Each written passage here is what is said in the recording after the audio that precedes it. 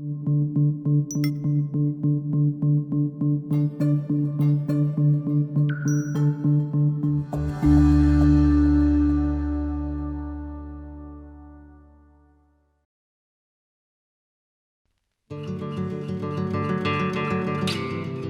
by day, little by little, we write the story of our lives. Join author Joe Alch on a walk down memory lane with tenacious humans who didn't let their circumstances dictate their life and what they could become. Welcome to the Lemon Tree Memoirs of Courage podcast. Hi, everyone. My guest today is Carolyn Jennings.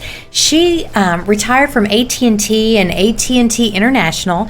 She has served as a volunteer in a wide range of local organizations. In addition, she's been a teacher and a guest lecturer focusing on the challenges of working in today's multicultural and multi-generational environment. She is the author of the book, Mrs. Bailey's Smile. Welcome to the Lemon Tree, Memoirs of Courage, Carolyn, and you are a woman of courage. So tell me, the title of your book, Mrs. Bailey's Smile, is very intriguing. And so tell me what the story is about. The story begins when young Rebecca Mercer and her family move to a small southern town where her father has accepted to be the minister at a local congregation. No sooner has he arrived than he begins to hear from church leaders that there is a problem he has to do something about, and that problem is an emotionally ill woman in the congregation. Her name is Mrs. Bailey, and her unusual behavior becomes the talk of the congregation. Now, Rebecca is young, and she's very curious, a precocious child, and she's wondering, why do people speak the way they do about Mrs. Bailey? And so Rebecca decides that she wants to find out more about Mrs. Bailey and what makes her so sad. It's interesting that through a series of events, Mrs. Bailey and Rebecca form an inexplicable bond. Unfortunately, those series of events are devastating tragedies for both of them, but they form an inexplicable bond. And then later in the book, at a very pivotal time in both of their lives, Rebecca can no longer abide the bigotry in the congregation. And so she's determined to confront people and to tell them they should be showing compassion to Mrs. Bailey, asking them if they will. Now, their response, that is the rest of the story. Wow. What is the time period and the setting for the book? The time period is in the 50s, and a lot was going on at that point in time. I would think of three specific things. First of all, segregation in educational facilities had been outlawed. That changed the South. The Korean War was underway. And then there was that box we called a television appearing in everyone's living room and changing how they interacted as a family and gave them a different view of the wider world. So this was a real opportunity, a challenge for people to begin to grow and change. Who do you believe is the target audience for your book? I'd like to say everybody, but perhaps other authors say that. I have read it to young middle school students, and they appreciated it. Seniors appreciate it. But I think specifically anyone who either works with people who've been discriminated against or have been discriminated against will see how the book actually evolves as very interesting to them in their profession. So a wide audience. Mm-hmm. I know your book was based in the 50s, but it's so relevant to what we're dealing with today with obvious discrimination. And it's so wonderful to have a book out there that just can show kind of what's been going on, what continues to go on, and what can we do to combat that and work to better that. So is Mrs. Bailey's Smile a memoir? No, it is not a memoir. I wrote it as an autobiographical novel. Okay.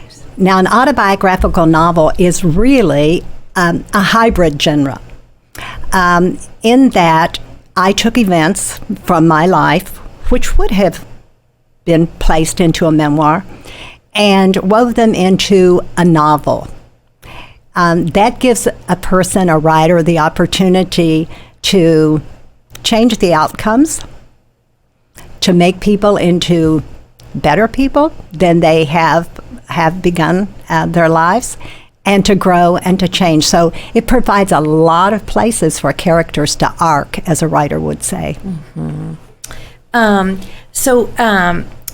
Is the autobiographical novel a relatively new genre? Is that, because I know about the memoirs, and tell me, is this something new that's going on, or has it been around a while? It has always been around.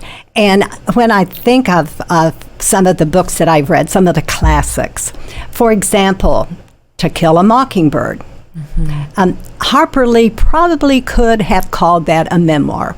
Wow. At that time, because her life and the life of Scout were very similar. Another book that comes to my mind is Dickens' David Copperfield. That was a special book for me as I was growing up. And many people say that the life of Dickens and David Copperfield were on parallel paths. So perhaps today they might call them their memoirs. Wow. Why did you choose to write your book as an autobiographical novel and not a memoir? What made you decide to go into that direction? That's an interesting question. I don't recall that it was a decision that I made. As I began to write about Mrs. Bailey, and I always knew that I would write about her, she had such an impact on me as a child. And so as I began to write about her, it's as if the autobiographical novel just kind of took over, because I wanted people to be different. I wanted some people to grow in their acceptance of her. And so I began to write the outcomes that I thought would have really been wonderful. And it's as if it just became an autobiographical novel rather than just a memoir. Well, I think for me, with my book, with The Lemon Tree, I have a character in my book, young Mrs. Turnipseed. She was about 60. She had had a stroke. She was in a nursing home called the Home for the Incurables and had no family, no visitors, no little teddy bear stuffed animal, no cards. And I only went to visit her with my grandmother about half a dozen times in elementary school. But it always made a difference on me. I thought about her. I still think about her. And I would go up to the side of her bed. I was probably 6'8", and she would grab my hand and not want to let go. And that, as hard as it was as a child, it really brought up compassion in that everyone has a story. Everyone has a purpose. You know, God had a reason to have Mrs. Bailey on this earth. And as peculiar as she was, she made an incredible difference in your life. Right. So tell me some of the things that you learned from Mrs. Bailey. Well, I learned what you just said, and that is that everyone has a story. And I always wondered why she was the way she was. And so that's where the autobiographical novel kind of began to develop, because I had to craft. No one ever really knew. People said it was because she was childless and this was such a terrible burden for her, which maybe at that point in time people would have called it that. But I wanted to have it something more significant, and so I began to develop then what may have happened to her as a child. So it made me aware that she didn't decide to be this person. Something tragic happened in her life and caused her to be the person that she was. So I guess it's that we don't know everything about another person. There's something about people we don't know, and so we're so quick to judge their behavior rather than say, wonder what has happened. Well, and my grandmother, I had a job when I was 16 at a little clothing store called Suzanne's here in Dallas. I was here for the summer from Louisiana. And my boss was so mean. She was mean and wasn't very pretty. And she'd go around, march around, barking orders. And I went home to my grandmother, and I was like, she is so mean to me. And she'd say, honey, you never know what her home life is. Mm-hmm. So that stuck with me too, that you never know when somebody is peculiar or ugly or angry. Nobody is just born that way. Something had to have caused that that behavior. So so let me ask you another question. I'm so intrigued, and I've heard you read Mrs. Bailey. We've been in a writing class together, and you're such a wonderful storyteller. The book is amazing. I don't want to give it away, but it is an amazing book. It's hard to put down. So what is it about Mrs. Bailey? My podcast is on courage, and what about Mrs. Bailey required you to exhibit courage? Well, as a young child, when I would hear people talk about her and often watch her behavior, she was just wanted to be alone. You could watch her drawing into herself and making sure no one touched her. And so that, to me, at first I was afraid of her. And then that fear turned into curiosity. And when I was invited over to her home for lunch by her husband, I began to see the life that she led and really feel sorry for her, as a child would say, feel compassion. And so I determined then and there to be her friend. So I'm curious, when you went into the home, what was the home like? It's interesting, do you ever envision when you're going to visit someone what their house will look like? Well, I had a picture in my head of what their house must look like based upon her profile. And so as we arrived after church on a Sunday afternoon, waiting for lunch, I felt it was a very cold place. And in my book, I make a statement that I felt I should talk, which I've never had a lot of trouble talking. I felt I should talk because the walls must have been lonely, living in that house where it was very cold and a very sad house indeed.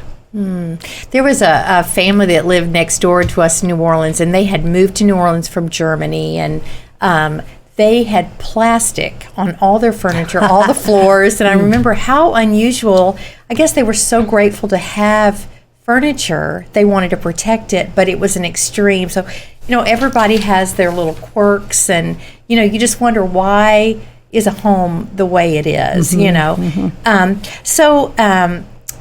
How long, Carolyn, did it take you to write your book? And tell me, when did you write? I know you were working international with AT&T. When did you find the time as a businesswoman to find time to write? It probably took me a period of over 10 years as I began to write. 2 or 3 of those years became intense writing, and that was after I had retired, took early retirement from AT&T. But I am a morning person. I love the mornings.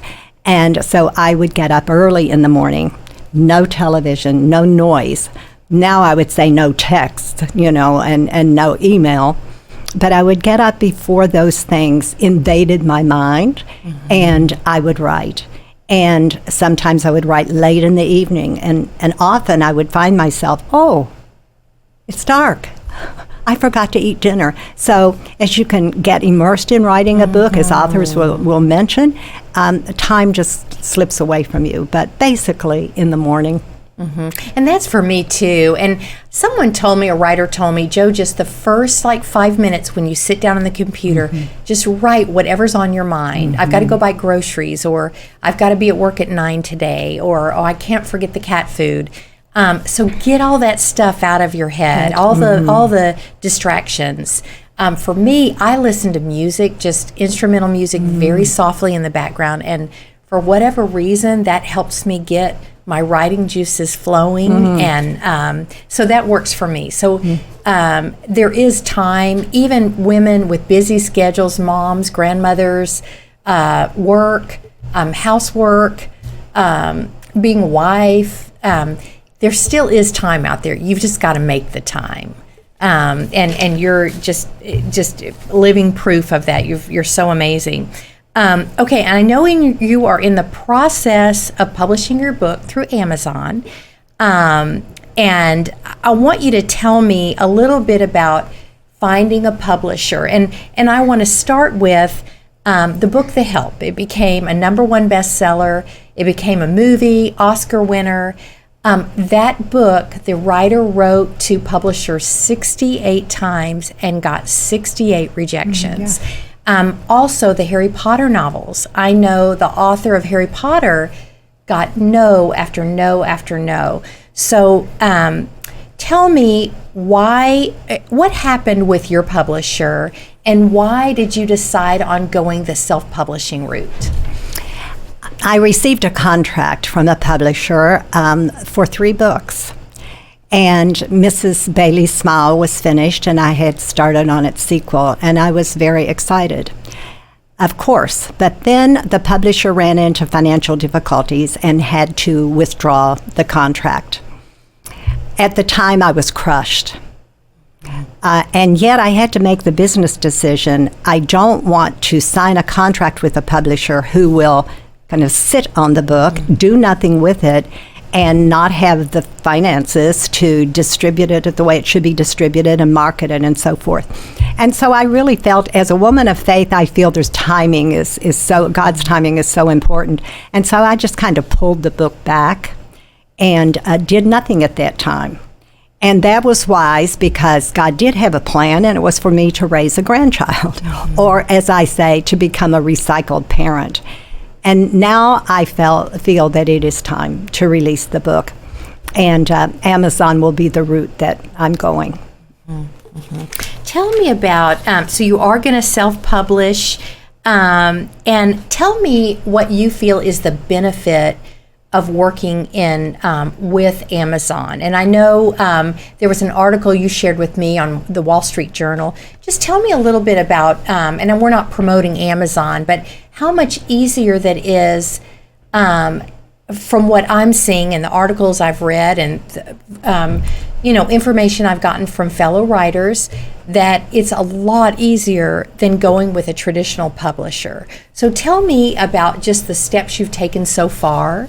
Well, if someone was to research Amazon online and research their publishing arm, they will be surprised at the fact that when a book is given to Amazon exclusively, it can be put on Kindle, it can be put on Audible books, and it can be printed. All of those, so that the only thing you have to say to someone, and you don't have to say go to a specific bookstore, but my book is on Amazon. And the financial reward is maybe not what a self-publisher would tell you, but I did my research on typical self-publishers also, and they want quite a commitment, financial commitment from you up front. And of course, you assume that you're going to get all of that back, but that depends on how it's marketed. And with Amazon, it's almost as if they're just a friend. They're there to help you. Their format, the cover design, everything is so easy to work with Amazon. I'm so excited that you got that door that's open for you. And so I know Mrs. Bailey's Smile is your first book. So do you have, I know you were talking about writing a sequel. Have you completed that? What's going on with the sequel? That sequel is about 2/3 completed. And I think once I launch my first baby, Miss Bailey's Smile, then the other book will just demand that it get some attention too. But that particular book, again, is in a church setting, and people may wonder why that is. Well, of course, my father was a minister, But I find in any close-knit community, community of faith is no exception. There are lots of interesting stories, a lot of material, and some very interesting characters. And so the second book is also set in a community in Texas, in a small church in which a Native American family finds themselves as the target of discrimination and bigotry. And those are perhaps those two ideas play in my mind, is how much bigotry, and I'll even use the word bullying, it seems to be prevalent today in the corporate world, in the political world. And so if I can write a book that points out how immature, how ridiculous, how cruel bullying and discrimination can be, then I will feel that was my purpose. And there's so much talk about bullying, and I shared with you an example earlier this week that I was kind of called out in a meeting that was not, it was so inappropriate, and it was a woman, and I just, women have made such strides in the workforce, and there's no reason for that. There's enough business for everybody. Right.